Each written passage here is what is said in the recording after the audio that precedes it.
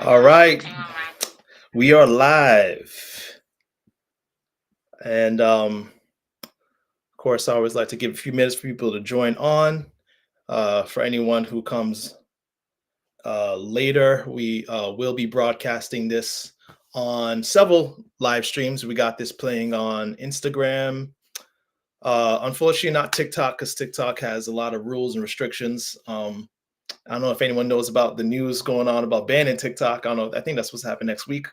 I don't know how y'all feel about that, but I don't use TikTok much, so it's not going to affect me. We also have it streaming on YouTube. So I think I said Instagram, YouTube, and Facebook. So welcome from whatever platform you are watching to another live with Diabetes 180. We're going to be trying to do these lives, I would say, every other week at least. So mark your calendar from this month for every other Monday. Try to keep it consistent. Depending on how my schedule goes, I might do every Monday.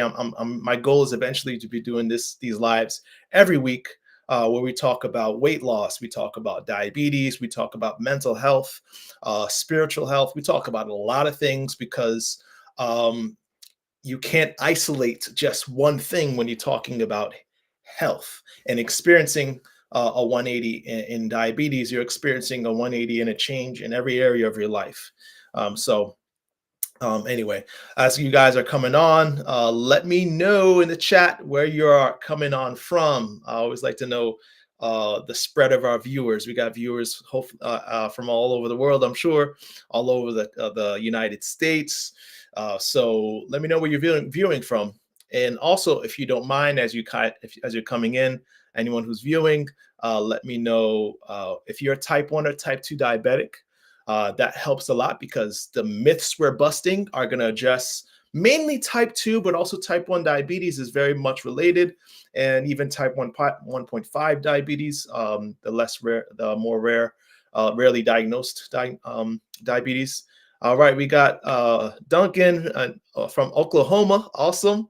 And since this is streaming from different platforms, I still haven't figured out how to see where you are viewing from. And if I'm missing any comments, I apologize. I'll figure it out. I'm a little new to doing lives, but I know a lot of times I go back. I'm like, wow, there's all these comments I missed. So I apologize in advance if I miss your comments. Type 2 diabetes. Yes. Okay. Coach JJ in the house from Knoxville. That's right. Knoxville is a great place to be. I was in Chattanooga for like 10 years. Kentucky, type 2, Lori Bishop. Thank you. As we're waiting for more people to come in, I'll let you know where I'm from. So I'm actually from New York. I grew up mainly in Long Island until I was about 18. And when my parents figured out they couldn't afford New York, they got wise. But actually, at that point, I was on my way to college. And so, long story short, I've been all over, the East Coast mainly. And right now, our family is living in Portugal. I happen to be back in the States you love Long Island is a nice place to live. Very expensive, but it's a beautiful place for sure. So, if anyone's been following my journey, I've been trying to find a place where I could scale back as far as my workload to really focus on this business and live life on my pace. So we moved to Portugal. My family and I are used to doing crazy things. It was nice coming back though. It's been about 3 months since I've been stateside. Definitely don't miss the difference in groceries for sure. Before I left Portugal, we went to the grocery store in Portugal and spent 60 euros, and that was enough food. Bought enough food for our family of I would say maybe 2 to 3 weeks of groceries. So I come back to the States to buy groceries for myself. Of course, first thing you gotta do is buy your food, set yourself up. I'll be here for a while, but it's only me. So I thought, I'll just buy a few things. $120 later, I probably have enough food for a week, so maybe 2 weeks. So yeah, man, that's one thing that I could observe. There's a big difference between grocery costs here in the States and other places, man. But anyway, you guys are here hopefully to learn about myths on diabetes. And as you're joining in, if you haven't already, let us know where you're watching from, your name, because if I can't see the names, and your type of diabetes. If you're type 1, type 2, pre-diabetes. And as we go along, this I don't expect to be a very long live, but just know that we're going to try to address the most common myth that needs to be busted. But if you have questions right during this live, or even on the playback, if you're watching it on the playback, because I do go back and look at the comments after this plays back on our multiple platforms. You have any questions, any curiosities, any myths, things that you know for sure you're not too sure about that you want busted about diabetes, let's bring it to light. And so I'll do my best to answer them. Okay. So first thing is that I would like to highlight in addressing these myths about diabetes is that they're all very much related to one common misconception. Okay, you'll understand that if you follow diabetes 180, we're very faith based. So I believe strongly in the fact that healing can be found in nature. Okay, and I'm sure many of you guys agree who are watching this that we look outside, and many of the ailments, the sicknesses that we suffer from, we could find a remedy in natural healing, in natural remedies, natural things. So in that same breath, it just makes sense that the God that created nature who likes order, who likes things to be simple and easy as far as to access, that the answers for diabetes are simple and easy. Okay, it's not complicated at all, I promise you. If you want to find out what you need to do to really um, get a grasp on this disease, right? So someone says, I'm a full advocate of plant-based medicine. I believe God designed the earth to have everything we need. That's the point, man. That's what I love. That everything we need is right there, and it's easy. So you don't gotta have insurance. So you don't have to sell a kidney. You don't have to be on all these medications. Of course, I'm not saying we're against medications. They have their time and place, but understanding how to really work with the natural laws of health, you could find really to answer any question. So go ahead and let me know as I talk if you have any questions specifically. But the first myth we have to bust, I did have a little list here, but the first myth we have to bust is that how many of you have heard that carbs are the enemy, right? When it comes to diabetes, gaining weight, carbs are the enemy. Carbs are the cause of diabetes, and in order to reverse diabetes, you got to limit your carbs, right?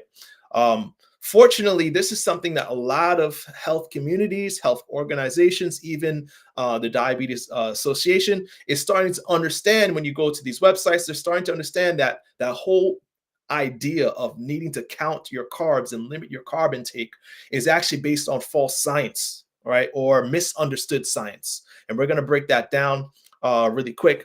Actually, the best way to do it is I put together a study I want to show. Okay, so to show you that it's not carbs that's the enemy. Okay, it's not carbs or sugar that causes diabetes.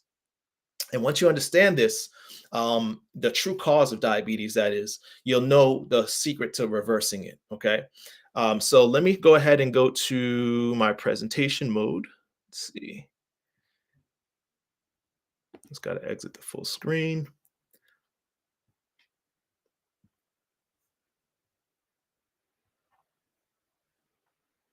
All right, so I'm going to do picture in picture, and it's already on.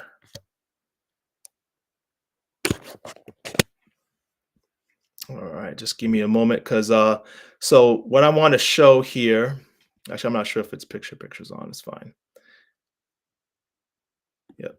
Show here is it's just a short a few slides. Okay. I don't like to do a lot of slides on these lives because I don't want to bore you, but this is something that really must be shown when you're talking about um, the real cause of diabetes. It's nothing new. I like to talk about this study because this is not some kind of new science. As early as 1927, we have known that the true cause of diabetes is not sugar or too much carbs. It is fat. Is this news to anyone? So let me know if this is news to anyone. Is this something that you've never heard before? Okay. If you don't believe me, look it up. All right. Google it.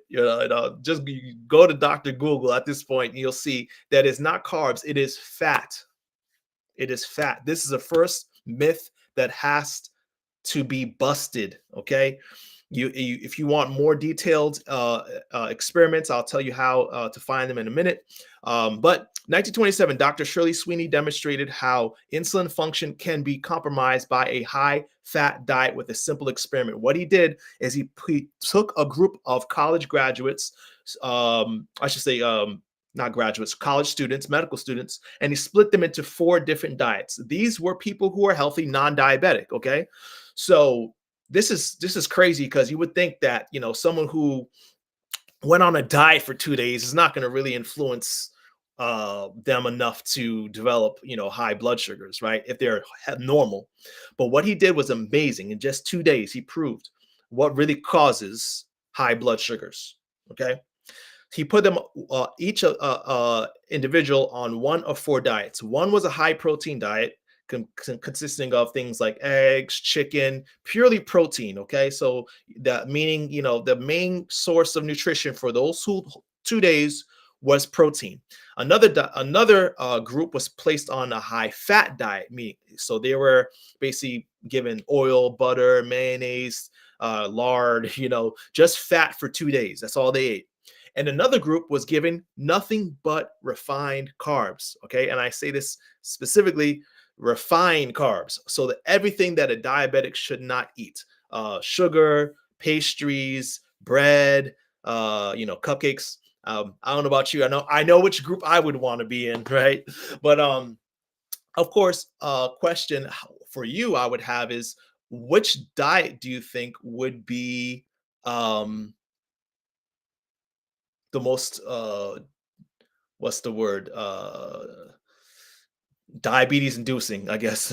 Which diet? Most of people would say, of course, the high carb diet, because carbs cause diabetes. You eat nothing but sugar, you're gonna turn into a diabetic. How many of you guys have heard that? You eat all that sugar, you're gonna be diabetic soon, right? But so you would expect the sugar to cause the highest blood sugar spikes. But on day 3, they gave them what's called a glucose challenge. What the glucose challenge entails is basically drinking a sugary solution, glucose syrup, I guess you could call it, and then testing your blood sugar levels in intervals to see, who had the highest spikes.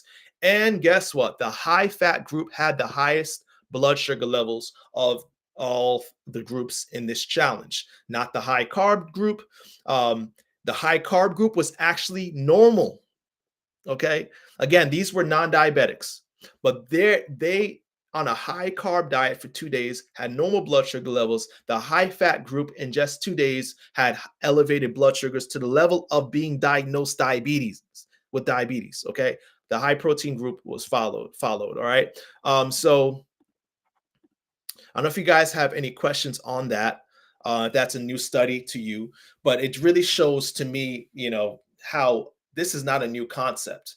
As early as early as the late 1920s, 1927, we have known that there was a connection between high fat, and high blood sugars. Now, of course, that being said, it makes sense that a lot of people think that, well, it's a sugar that causes diabetes, or it's a sugar that's the problem, because whenever you eat sugar, right, you eat something sweet, you test your if you're a diabetic, that is, you prick your finger, you test your blood, and your blood sugar elevates, right? Some of you guys maybe have experiencing with limiting carbs, lowering carbs, you're counting carbs, and you test your blood sugar and it drops. So it makes sense when you first observe on first observation that it's the sugar that's a problem. It's the carbs that's a problem, because when I eat carbs, my blood sugar goes up. When I eliminate carbs, blood sugars go down. But it's not that simple, because this is where another myth is busted. Elevated blood sugars, okay, are a symptom of diabetes, not the cause of diabetes. Okay, it's the symptom. Just like when you have a cold and you're coughing, and the mucus you produce is a symptom of a virus that is invaded your system, right? Compromising your immune system. Your blood sugars being high as a result of carb intake is a symptom of a deeper underlying problem. So by reversing this deeper underlying problem, guess what? You're on your way to reversing diabetes. So obviously the next question is, what is that underlying problem? Well, if you follow the last study, you already know what it is: the amount of fat we have inside our bodies. Okay, the amount of fat stored within our bodies, our muscle and liver cells, causes, unfortunately, insulin, the key, that has often been described as a key that unlocks the doors to allow blood sugars to enter into cells, is being resisted. Right, your insulin is no longer working. That is in the case of type 2 diabetes. Okay, so this is where blood sugars come in as a result of diets that are too high in fat. So if this is new to you, if this is something you've never heard before, I want to challenge you, okay, for the next 2 weeks at least, to start to monitor your fat intake. It's that simple. You can do it with several diet apps. Chronometer is one. We like Lose It, MyFitnessPal.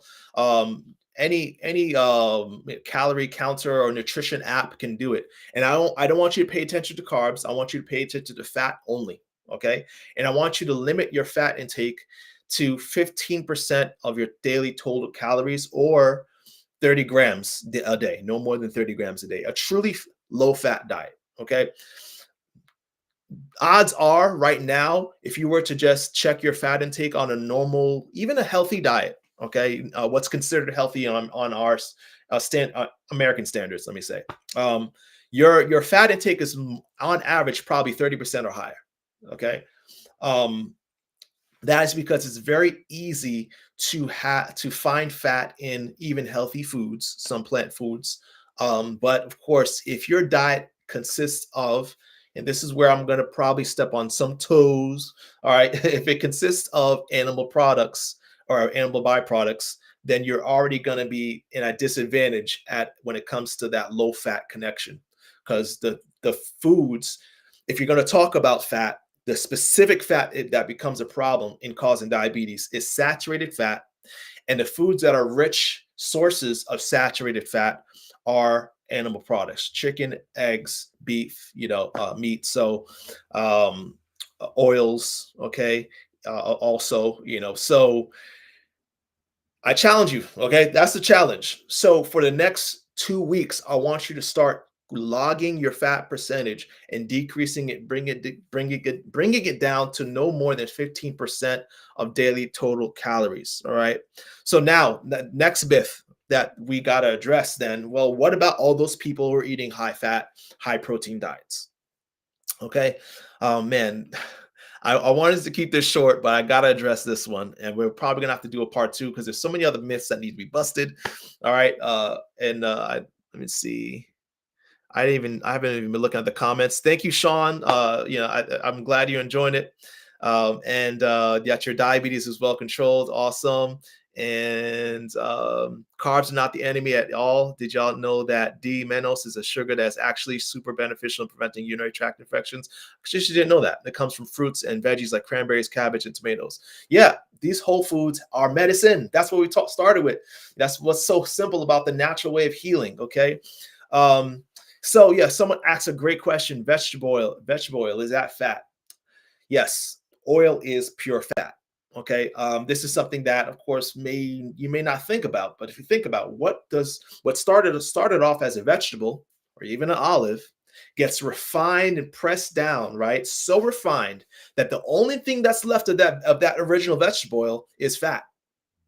Oil is like the sugar equivalent to sugar cane. Okay, you start off with a plant, you refine it down to its very basic nutrient, which is sugar. You do the same thing with vegetable oils. You refine them down to the very basic unit of nutrient, that's fat. Fat, which holds most calories per gram of all nutrients, being at 9 calories per gram. So in a way, oil is like the junk food of the health food kingdom. Okay, and it's very easy, you'll find, to start preparing food with that oil. It's very, very easy. All right, someone asked about cocoa, I think, from Charleston, West Virginia. Oh, Laura. All right. So cocoa, actually is something that we use. I don't think it's a problem really. If you're looking at the ingredients, making sure that there's no added sugar, then that's fine.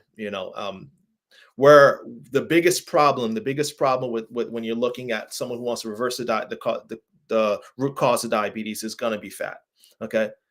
Oh, cocoa bean. Yeah. So yeah, the as long as you are eating a diet that limits fat percentage, you'll find you're able to slip in, healthy oil, healthy fats into your diet.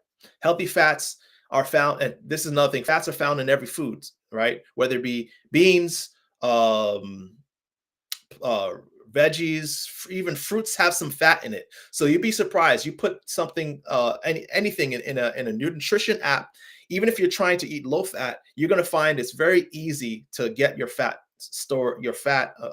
percentage going up pretty quick. Okay, so the best thing I could say is try it out in your specific diet. I would never tell anyone what they need to take or take in or take out of their diet. I'm going to tell you what's going to make it easiest, though, is if you've already gotten rid of animal products or limited animal products, it's going to be a lot easier to get to that 15%, because those are the foods that have the highest fat percentage of fat. Okay, but great questions. So yeah, I hope I answered that well, I should say. Really, the best way to know you're keeping your fat percentage in a safe range is logging everything you eat, right? And making sure the majority of what you eat is from plant sources. Okay. Someone says, I may have missed you saying this. What do you recommend as a max of fat intake? So 30 grams for most. This is from most studies. Okay. I should say this too, because I don't like trust you, bro, science. Like, trust me, bro. Yeah, I just know, right? I don't, but this is something that you can look up in. So there's two sources that I highly recommend all my clients to look through. Mastering Diabetes has an awesome book, not just for the teachings they have, but for the resources they cite. I think they cite over 800 resources or something crazy like that. I mean, every chapter has facts from nutrition sources, and most of the studies that you look at regarding fat percentage and diabetes reversal gets you to 10 to 15% or 30 grams of your daily total calories. That is a truly low fat diet. If you look at nutritionfacts.org, that's the next resource by Dr. Michael Greger. I love his book, How Not to Diet. He talks about how, if you look at our ancestors, how people originally ate, their diets were close to about 15% of total fat. If you think about, how we originally were foragers and gatherers, and most of our fats were from occasionally, when you finally kill that animal, right? Maybe you would have meat for once a month, and nuts and seeds. Of course, nuts were hard to get to because you got to crack the nut, right? So our ancestors lived on low fat diets of about 15 to 10%. We're just going back to our origins in doing so. Okay. Yes, the great job, great job they're doing. So that book, nutritionfacts.org, and Master Diabetes, if you haven't read it, it will convince you. Okay. So, and then spread it, share it with the world, because a lot of people don't know about this stuff. So again, another myth I'll probably get into now, I think it's really important. And then if you guys have more questions, we'll keep it going. Is this idea of keto or high fat, high protein diets? My wife was on it for a while, for years actually. I can't say a while, for years, and she experienced good blood sugar levels. So I have patients, as a physician assistant, I have patients that go keto, and if that's what you're doing right now, that's fine. If that works for you, that's okay. But I'm here to give you the facts. Okay, the fact is, no matter how long you've been on a keto diet, you have not really reversed your diabetes. Even if your A1C is perfect, even if your blood sugars are perfect. You know why I know this? Is because as soon as you take a glucose challenge, the very thing we as physicians test to see if you're a diabetic, you'll fail, right? So no longer how long you're on a high fat, high protein diet, you won't be able to tolerate a glucose test because you're not reversing the root cause of diabetes. You are still insulin resistant. All you're doing is essentially avoiding the symptoms. Okay, avoiding the symptoms, which is like the equivalent to someone who has a peanut allergy deciding I'm no longer eating peanuts. Right? You're not reversing the peanut allergy. You're just maintaining the allergy by avoiding the trigger. So I should say trigger, not symptom. You're avoiding the trigger, which is carbs. So a low carb diet, a keto diet, is basically all it's doing is avoiding the trigger, mask, so that you don't experience the symptoms of high blood sugar. And if that's where your preference, that's fine.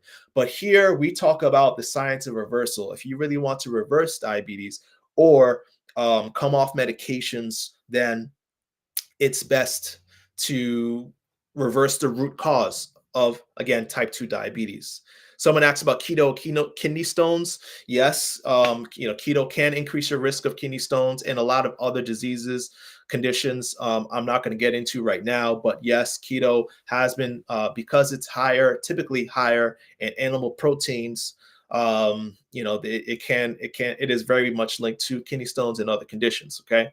But what's great is there's no side effects, there's no drawbacks, there's nobody who's going to be concerned with long-term side effects when eating a whole food plant-based diet. Only good things, only good side effects, so that's the beauty. So I hope I addressed that one myth, that keto or low-fat diets, low carb diets are the cure. It really isn't. It's okay if you want to manage it that way, but it's not curing your condition. Because, and obviously eat some fruits just take a break and just eat fruits for a day or something, and you'll see how high your blood sugars go up, right? And so on a low fat diet, you increase your carb tolerance. You could eat it's amazing how to see how many patients and clients are shocked to see how much carbs they can eat. Starchy vegetables. Okay, they could eat potatoes again, right? My wife can eat fruits for breakfast, just fruits. Okay, and for some people it just takes days, some weeks. For my wife, it took about 6 weeks. Some of our clients just days. Someone said within a few months of stopping keto and turning to a plant-based diet, my fatty liver healed itself. It's amazing, right? It doesn't take long when you're doing it naturally. That's what I love about this God of nature and the natural things he's given us for our healing. Okay. Plant-based meats okay to eat.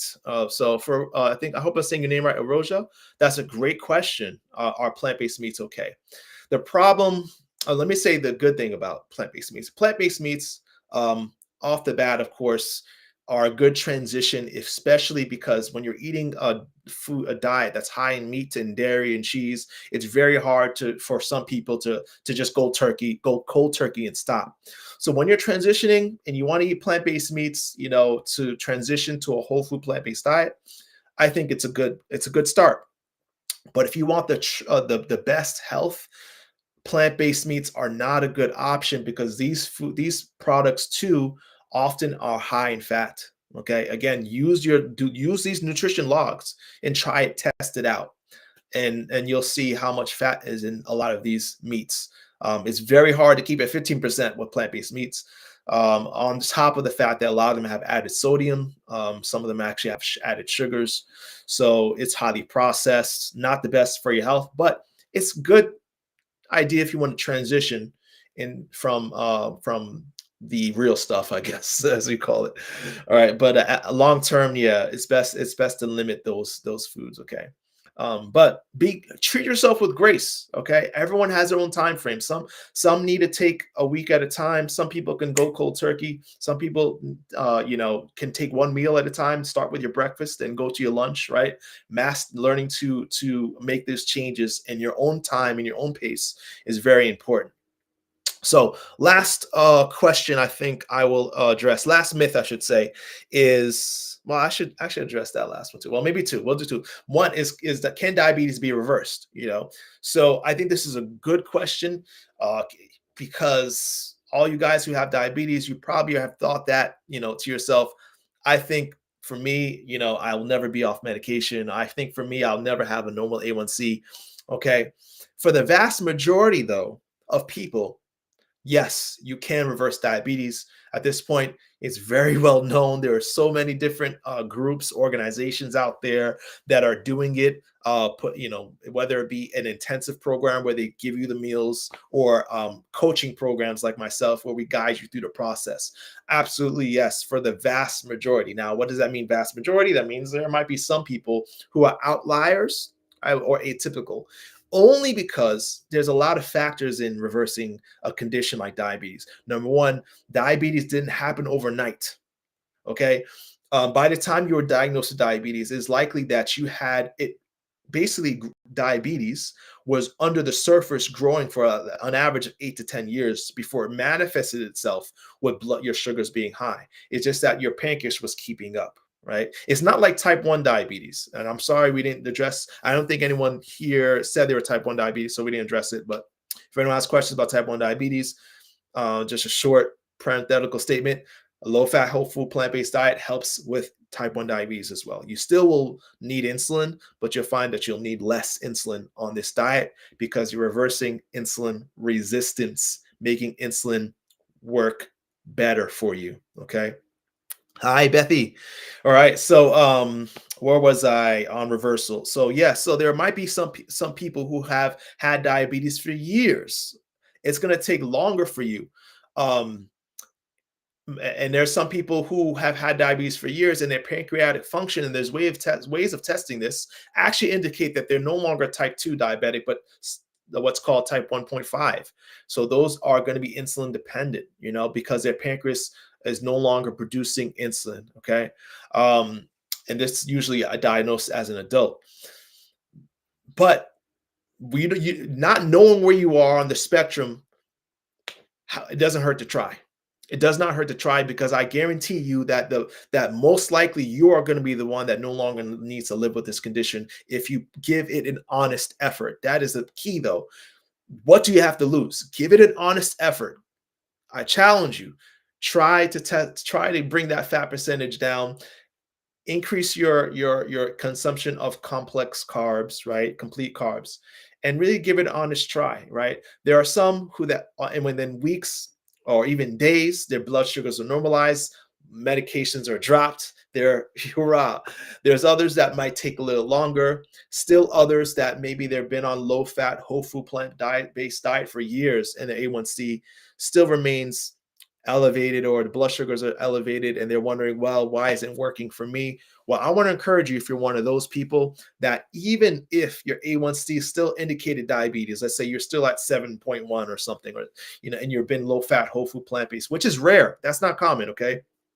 Even if that happens to you, eating a low fat, whole food, plant based diet is, I stand by this, and with confidence, is the only diet that is tied to longevity. Right? That means living a long, healthy life. When you're looking at population studies are known as blue zones, places where people are living the longest. They're all doing the same thing. They're lowering the amount or eliminating the amount of animal-based foods and increasing the amount of carb-rich whole foods like whole grains, legumes, fruits, and vegetables, whether starchy or leafy green vegetables. Okay.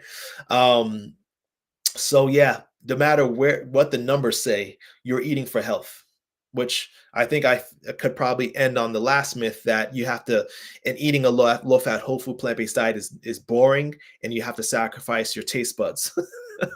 Is not true. Okay, you can eat an abundance of food on a low fat, whole food, plant based diet. You haven't realized it yet. Okay, you haven't really gone into the true kitchen, God's kitchen, if I would call it. If you think about the abundant amount of carbohydrate rich foods that are out there that you are limiting, that you probably never tried or tasted, you're probably sacrificing more on an animal centric diet, and that limits carbs, right? Because there are so many options when it comes to the world of carb rich foods.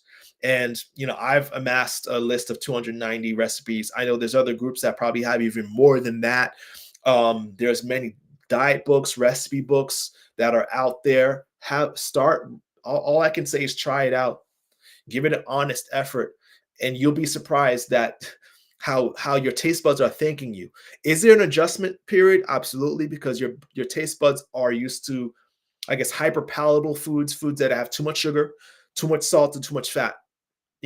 And those taste buds do die off after a while. So I think the what I've read is about 21 days, about 3 weeks, your taste buds can recycle, and you got new ones.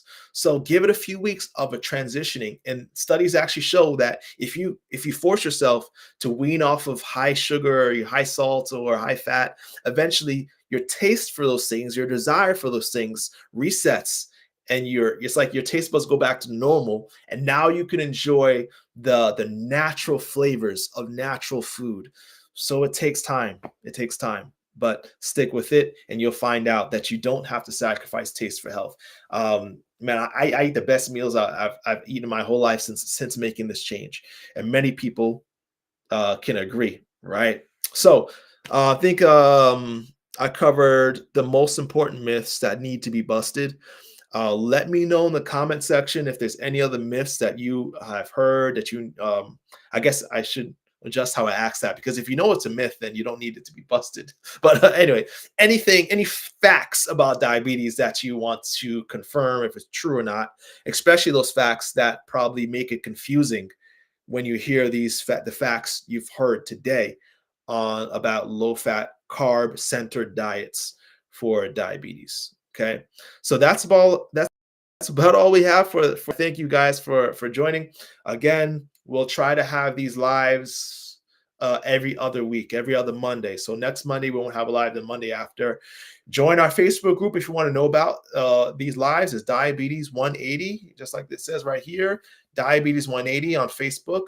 If you want to join our Facebook group, that's a great way to keep in touch and know when these lives are going on. You'll get the alerts. Okay. So, as always, beloved, I pray above all things it may prosper and be in good health, even as your soul prospers. See you in 2 weeks.